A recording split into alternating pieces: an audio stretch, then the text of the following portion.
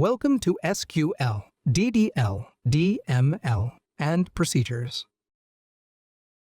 After watching this video, you will be able to describe the basics of SQL, describe the data definition language feature of SQL, describe the data manipulation language feature of SQL, describe the procedures feature of SQL, and explain real-world use cases for these different SQL features. In this video, we'll dive into SQL, the powerful language that drives relational databases. Specifically, we'll explore three critical features of SQL: data definition language, or DDL, data manipulation language, or DML, and procedures. By the end of this video, you'll understand what these terms mean, how they're used, and how they help manage data in a relational database. Let's start with the basics. Structured Query Language, or SQL, is the standard language used to communicate with relational databases. Whether you're creating tables, inserting data, or retrieving information, SQL provides the commands to get the job done. SQL has numerous components and features, but in this video we'll focus on DDL, DML, and procedures. So, first off, what is DDL? DDL consists of commands used to define the structure of a database. Think of DDL as the blueprint. It's how we create, modify, and delete the tables and other objects in a database. Here are the most common DDL commands. Create is used to create new database objects, such as tables. Alter is used to modify existing objects in a database. And drop is used to delete objects from a database. Let's look at an example. Imagine you're setting up a database for an online bookstore. To create a table for storing book information, you would use the create command like this. This creates a table named Books with 4 columns: book ID, title, author, and price. The primary key ensures that each book has a unique ID, and not null means the title column cannot be empty.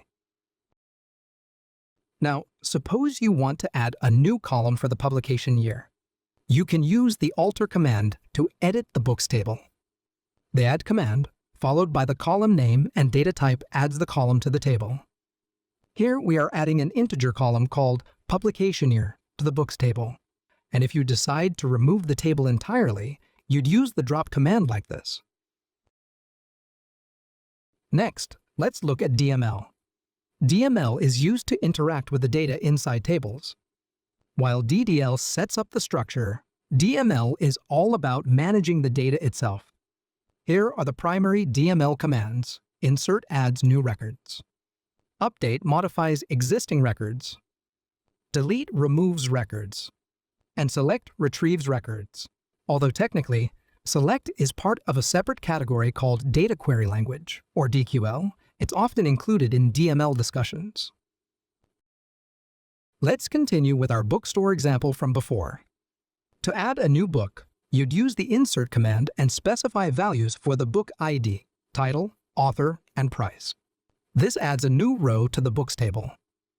If the price of a book changes, you can update it using the update command and use set to specify the new price. The where clause ensures that only the book with book ID 1 is updated. To delete a book, you'd use the delete command and use the where clause to specify the book ID. Finally, to retrieve all books written by a specific author, you'd use the select command with the where clause acting as a filter to specify the name of the author. Now, let's move on to discuss procedures. A stored procedure is a reusable set of SQL statements that are stored in the database. Procedures allow you to encapsulate logic, making it easier to repeatedly perform complex operations. Think of a procedure like a function in programming. It takes input, performs some operations, and may return a result. To create a simple procedure to calculate the total price of all books in the books table, you'd use the create procedure command like this. You can then call this procedure whenever you need it by using the call statement.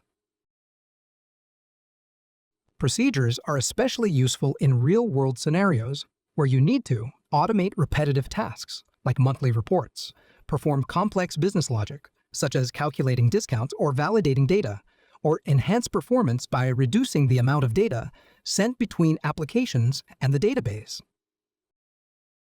Let's see how all the SQL features we've discussed are applied in real-world situations. Firstly, a university might use DDL to create tables for students, courses, and enrollments.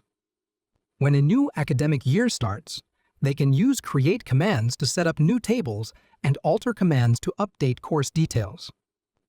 Secondly, an e-commerce platform might use DML to insert new customer orders or delete canceled orders. And updating the delivery status of an order is a typical update operation. And finally, a stored procedure could calculate monthly interest for all accounts in a banking system. The procedure would take inputs like account type and interest rate, and then perform calculations and update account balances accordingly. In this video, you learned that SQL is the standard language used to communicate with relational databases. Three critical features of SQL are DDL, DML, and procedures.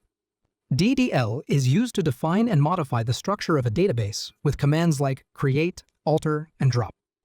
DML is focused on managing data within tables using commands like insert, update, delete, and select. Stored procedures are reusable sets of SQL statements that are stored in a database, and procedures allow you to encapsulate reusable logic to repeatedly perform complex operations.